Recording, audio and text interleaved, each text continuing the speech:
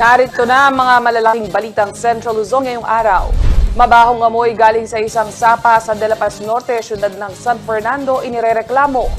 Active COVID-19 cases sa Mariveles, lumobo na sa 659. Karagdagang doktor panawagan ng local IATF.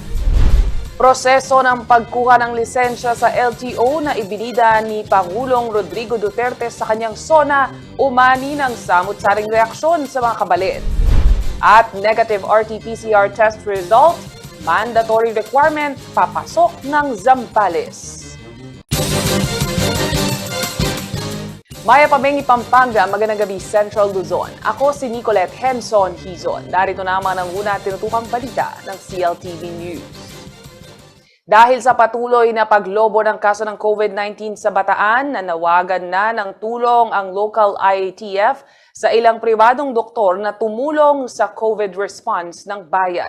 Pinaalalahanan din ng lokal na pamahalaan ng mga kumpanya sa loob ng Freeport area of Bataan na agad i-report ang estado ng mga manggagawa na nagpapakita ng sintomas ng COVID-19. Ang balitang yan, tinutukan ni Rainiel Pawid. Matapos ang hindi inaasahang COVID-19 transmission sa mga manggagawa ng Freeport area of Bataan o FAB sa Mariveles, hindi na rin napigilan ang paglobo ng COVID cases maging sa mga barangay sa labas ng Freeport. Nitong July 26, tumungtong na sa 659 ang aktibong kaso sa Mariveles. 301 rito ay mula sa loob ng FAB. Kaya naman sa official Facebook page ng Mariveles na nawagan na sila sa mga pribadong doktor upang tumulong sa COVID response ng bayan. Bukod sa mga medical practitioner, magtatalaga na rin ng contact tracers ang lokal na pamahalaan sa loob ng Freeport. Kailangan talaga natin na magkaroon ng independent contact tracers na hindi company hired o hindi ang company ang mag-hired upang sa ganun po, independent sila at ma-disclose lahat po ng lalabas sa kanilang contact tracing activity. Iniutos din ng local IATF sa mga kumpanya na agad ipaswab ang mga manggagawang nagpapakita o nakararamdam ng flu-like symptoms. Wala raw dapat ikapangamba ang mga kumpanya at mga residente dahil libre ang pagpapaswab test sa lugar. Meron po na lagnat at may mga sintomas ng COVID-19, lagay ng lagnat na po. At sana po pinapaswab po nila. Kung ito po ay napaswab ng maaga, hindi na po sana nag-antay na magkahawa-hawa pa bago nagpaswab. Dahil po nung pinaswab na po at nalaman nga po na positibo at lahat po nahawaan niya na at meron po mga critical ngayon sa ospital. Lumabas din sa investigasyon ng lokal na pamahalaan na may mga kumpanya sa loob ng Freeport na itinatago ang kanilang COVID status lalo na ang mga napabilang sa contact tracing. Napasama po sa contact tracing ay ayaw po nilang i-disclose dahil po sa ayaw nilang na magkaroon ng interruption yung kanilang operation. Kaya po yung mga indispensable doon po sa kanilang operation ay ayaw po nilang ma-disclose as one of the close contacts. Kaya po ang nangyari po, nagtatrabaho pa rin po.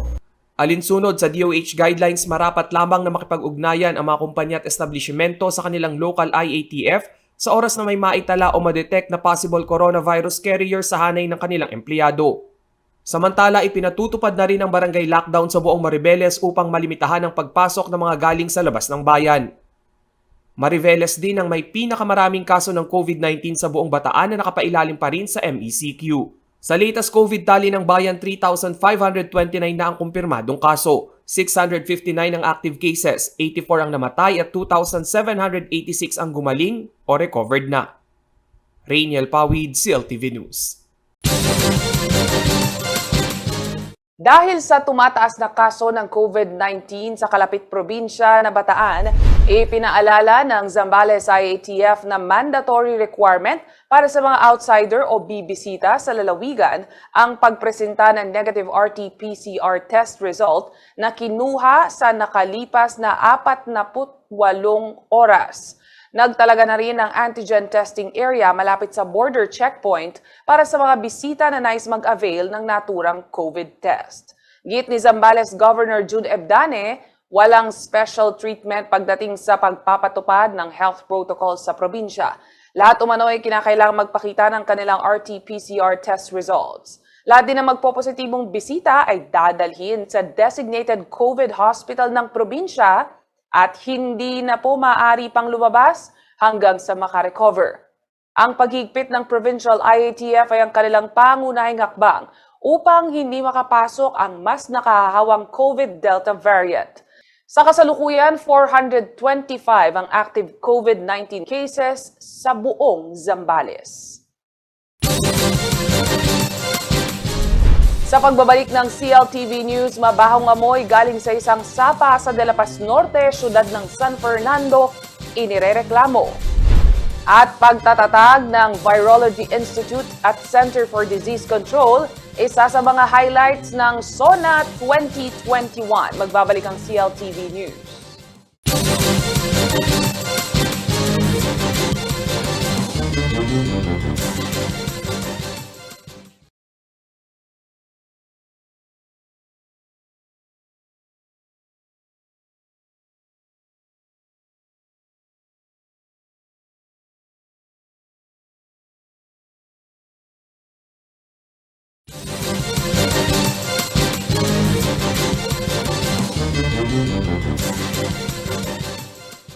Nagbabalik ang CLTV News at sa iba pang mga nangunang balita.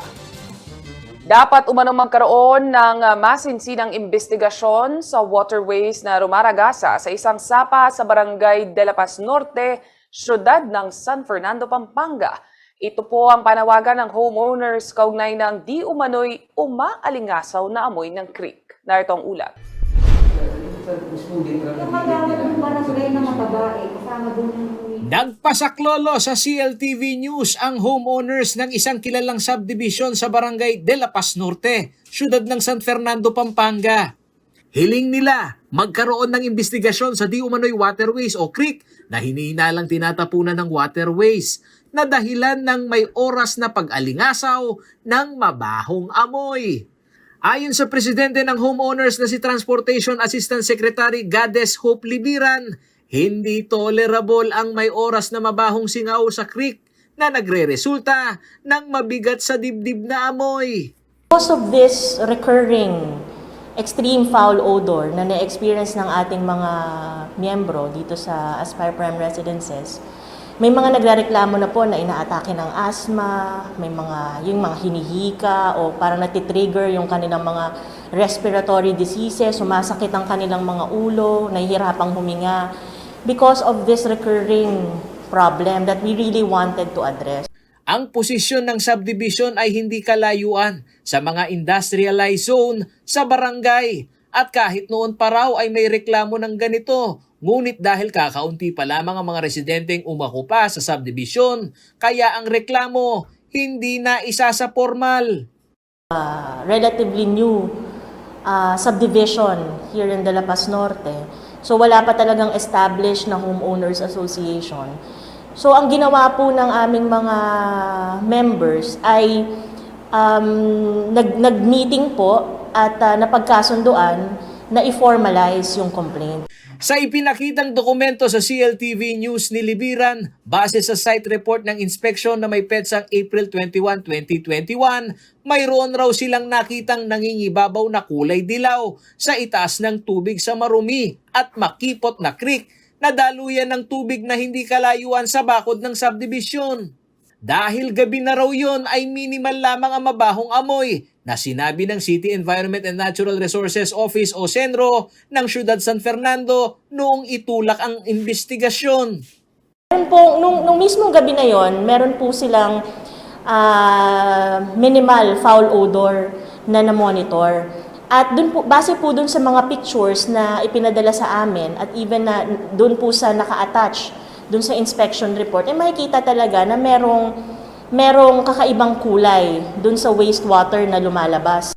May mga technical consultation di umano na nangyari sa pagitan ng ilang industriya. Kaharap silang mga homeowners sa kanilang reklamo. Ngunit nababahala sila sa walang tiyak na kasagutan sa kanilang problema kung sino ang responsable sa water waste materials. Kaya po nanilibiran, sana raw ay maging sinsero ang CENRO sa mga industriyang nagtatapon ng dumi sa waterways na namemerwisyo sa kanilang lugar. We have coordinated with them.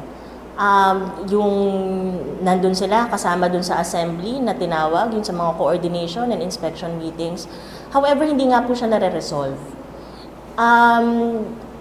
Ito pong ginagawa namin is to increase awareness, not just within our barangay, but also to other barangays who are experiencing the same problem, perhaps.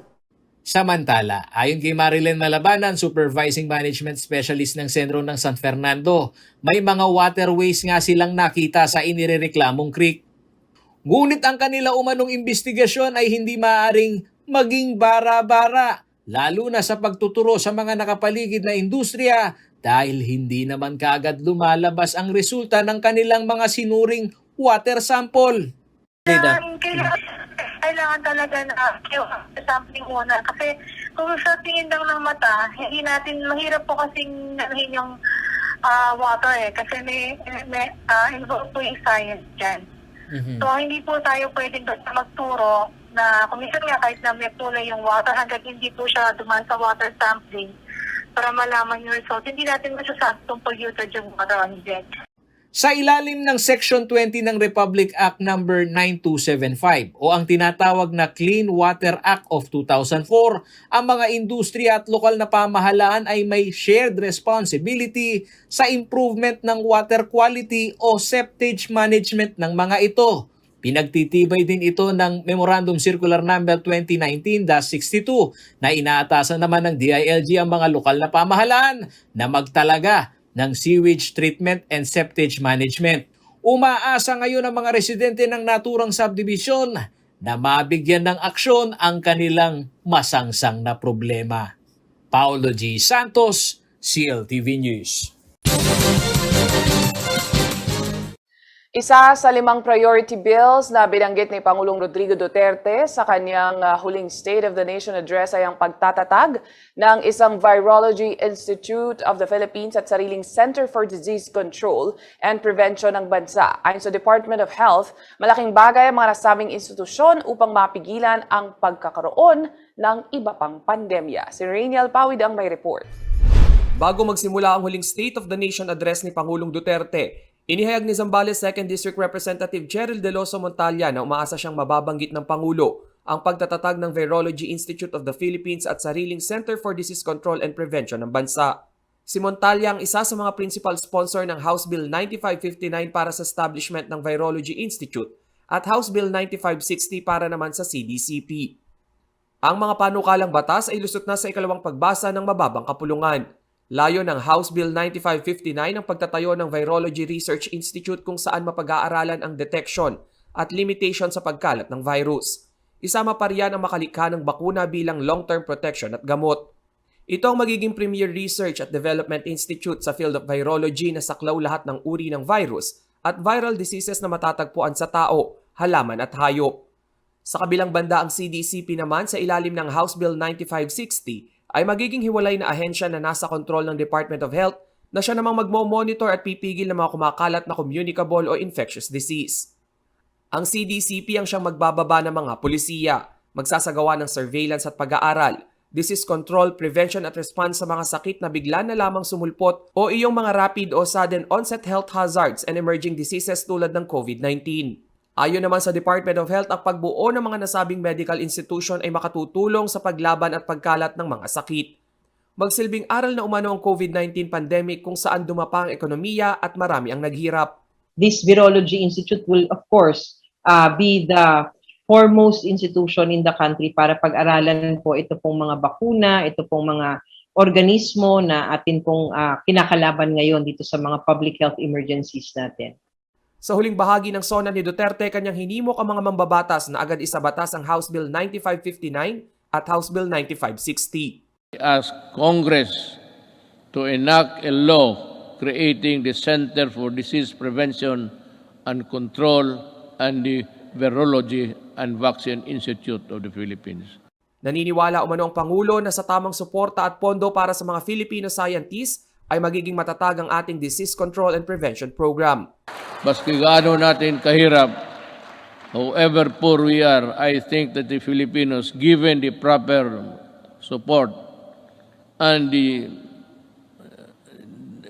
things, the equipment that they have to use, we can, I am sure that the Filipino brain can also process or make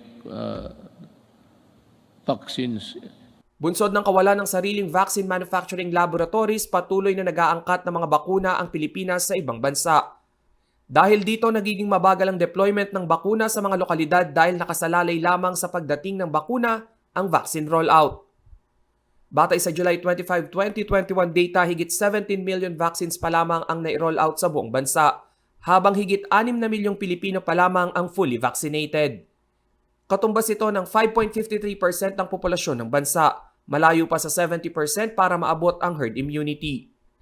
Ayon sa Bloomberg Vaccine Tracker, aabutin pa ng higit 2 taon bago makamit ang herd immunity kung hindi magbabago ang bilis ng rollout ng bakuna. Rainiel Pawid, CLTV News. Sa pagbabalik ng CLTV News, proseso ng pagkuha ng lisensya sa LTO na ibinida ni Pangulong Rodrigo Duterte sa kanyang SONA umani ng samut-saring reaksyon sa mga kabalen. Manatiling nakatutok at magbabalik ang CLTV News.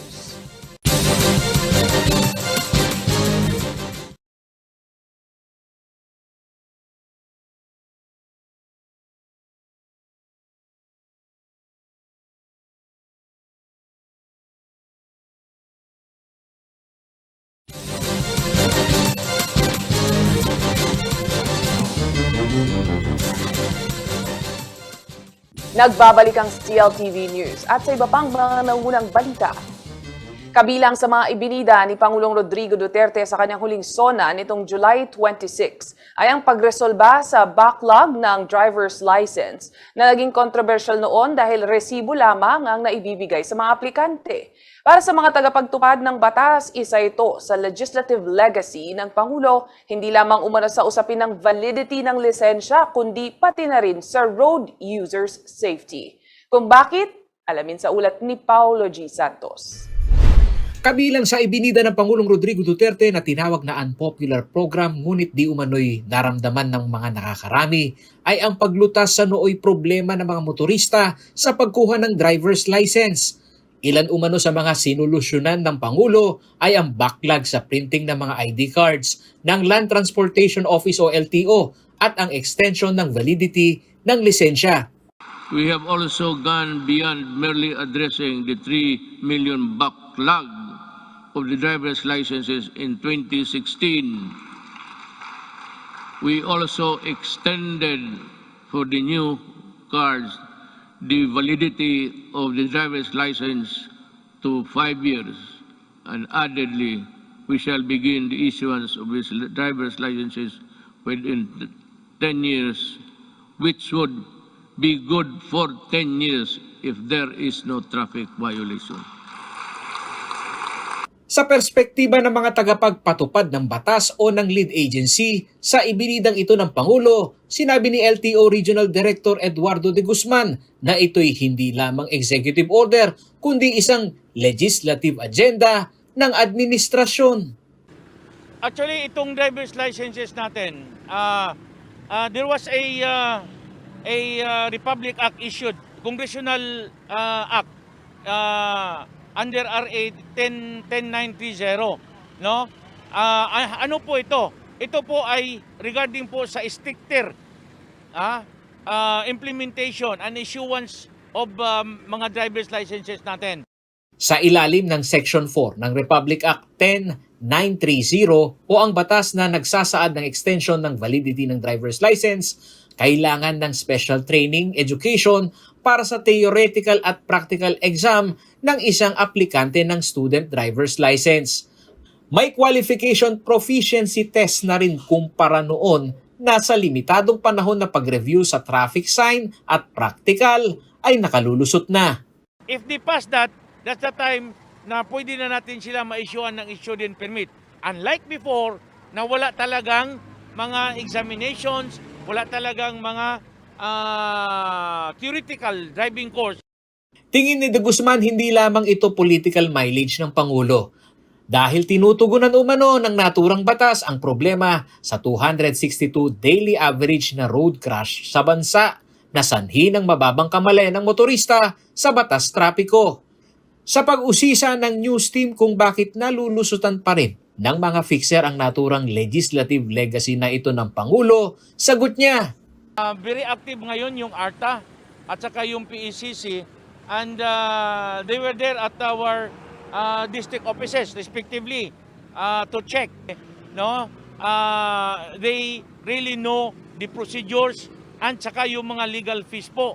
Nagkakaroon lang po tayo ng mga gano'n na mga kuwan kasi po, ito kasi mga no offense naman sa publiko, parang takot sila kasi una maglapit doon sa opisina. So that is why may mga pakdi tayo, no, may mga CSR tayo, they are there to explain. Para sa mga tsuper ng jeep na direktang nakinabang sa 5 taong validity extension period, malaking tulong umano ito sa kanila.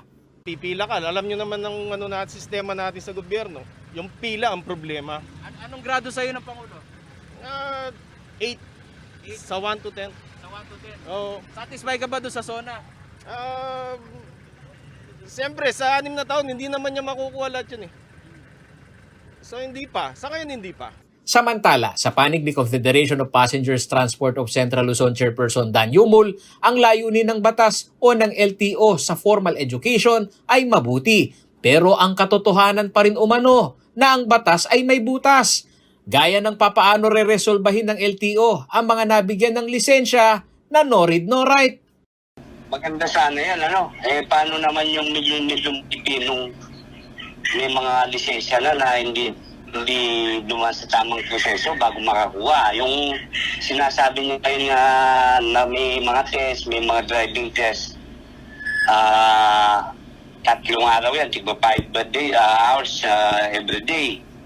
Kasalukuyan nga, yung anak ko nasa LTO ngayon. Okay lang yun sana. Ang problema, nagiging window of corruption na naman yan. Sa pananaw naman ni Presidential Anti-Corruption Commission Chairperson Greco Belica, iba ang issue ng fixer sa konsepto ng programa ng extension ng validity ng lisensya. Anya, kung malilimitahan ang panahon ng pagsalang ng renewal ng lisensya, dito natutugunan na maawat ang sistema ng korupsyon. Sa akin po, oo, with regards to the fight against corruption, kasi nabawasan ka ng requirement eh. And pag nababawasan ka ng requirement, nababawasan opportunity for corruption. Ngayon, 10 years na. So, 10 taon, pag may lisensya ka, wala ka ng problema na mag-apply ulit. So, hindi ka na magbabayad ulit, hindi ka na pupunta ng LTO. So, yung exposure mo to corruption, bawas na. Gayunman, isang katotohanan din umano na sa sistema ng gobyerno na pagpaparami ng requirements, batid ni Belica na dito nagsisimula ang korupsyon. Pero yung fixers po kasi, yan po ang ibang issue po yan. Talagang kailangan natin pong i-cure yan at mawala yan at mawawala lang po yan pagka ang mga requirements in getting the licenses wala na rin or ma-minimize. Yan ang sinasabi ko, ganito po. Every requirement is an opportunity for corruption. Ibig sabihin, if you have 5 requirements, then the fixer has 5 opportunities to extort money from you. Paolo G. Santos, CLTV News. Narito naman ang iba pang mga kaganapan sa iba't ibang bahagi ng Central Luzon, hatid sa atin ni JM De Jesus. Labis na ikinatuwa ng mga magsasaka ng bayan sa Malolos nang makatanggap ng libreng kagamitang pansaka at binhi sa kanilang pamahalaang panlalawigan na Department of Agriculture. Layunin ng programang ito na tulungang makabangon ng sektor ng agrikultura sa Bulacan sa pinsala na dulot ng mga nagdaang bagyo. Naisagawa ang pamamahagi ng 8 unit ng shallow tube well sa 8 Farmers Cooperative Association o FCAs at 71 piraso ng fish coolers sa 6 na FCA sa pangunguna ni Gobernador Daniel Fernando. Nakatanggap din ng 590 plastic crates ang 40 na FCAs at sabot-saring vegetable seeds naman ay pinamahagi sa 40 na kalapit bayan. Sa nalalapit na pagpapatayo ng Farmers Training School, hiling ng punong lalawigan sa mga magsasaka na turuan ng kanilang mga anak na matuto sa pagsasaka. Isinusulong ng National Commission on Indigenous People o NCIP ang programang Sustainable Agriculture through Family Empowerment o SAFE para makatulong sa pamumuhay ng mga katutubong dumagat, kabuluwen at aita sa lalawigan ng Nueva Ecija. Ibinahagi ni Donato Bumacas, hepe ng NCIP, na hindi titigil ang kanilang tanggapan at ibang kagawaran ng pamahalaan para makahanap ng mga paraan upang magkaroon ng tuloy-tuloy na hanap buhay at pagkukuhanan ng pagkain ng mga katutubo sa lalawigan. Ang ahensya ng Department of Agriculture, Central Luzon State University, Nueva Ecija University of Science and Technology at ang pamahalaang panlalawigan ng Nueva Ecija ang iilan sa mga tumulong na mailunsad ang programang SAFE ng NCIP. Ngayon darating na Agosto, higit 60 pamilyang dumagat at 90 pamilyang Aita na mula sa General Tino, Laur at lungsod ng Palayan ang napiling maging unang benepisyaryo ng proyekto. Mas pinatibay ng Mines and Geosciences Bureau MGB ang kanilang National Geohazard Assessment and Mapping Program. Layo nito matukoy ang mga lugar na may geological hazards at paprotektahan laban sa anumang kalamidad ang bawat komunidad Central Luzon. Ibinahagi ni MGB Regional Director Alilo Ensomo Jr. na ang NGAMP ay parte na ng Disaster Risk Reduction and Management Program ng ating bansa upang makaiwas sa landslides, floods, flash floods, ground subsidence at iba pa. Nagsagawa na din ang ahensya ng Coastal Geohazard Mapping sa mga tabing dagat ng Central Luzon. Nakompleto ng MGB ang kanilang assessment sa 39 coastal municipalities sa rehiyon noong 2018. Binabalak namang palawakin ng MGB ang NGAMP sa pamamagitan ng pagsasagawa ng CART Subsidence and Hazard Assessment para sa ilang bayan na nangangailangan nito sa lalawigan ng Zambales, Bulacan at Nueva Ecija. At yan ang mga balitang nakakalap ng CLTV News. Para sa karagdagan pang detalye, maaari yung i-follow ang aming social media pages. At CLTV36 Official, at CLTV36 News, at CLTV36. Kung nais nyo ang balikan ang mga programa ng CLTV, maaari nyo bisitahin ang aming YouTube channel at CLTV36 Official at ang aming website www.cltv36.tv. Kasama ang buong puwersa ng CLTV News and Current Affairs. Ako si Nicolette Henson Hizon. Maraming salamat at magandang gabi.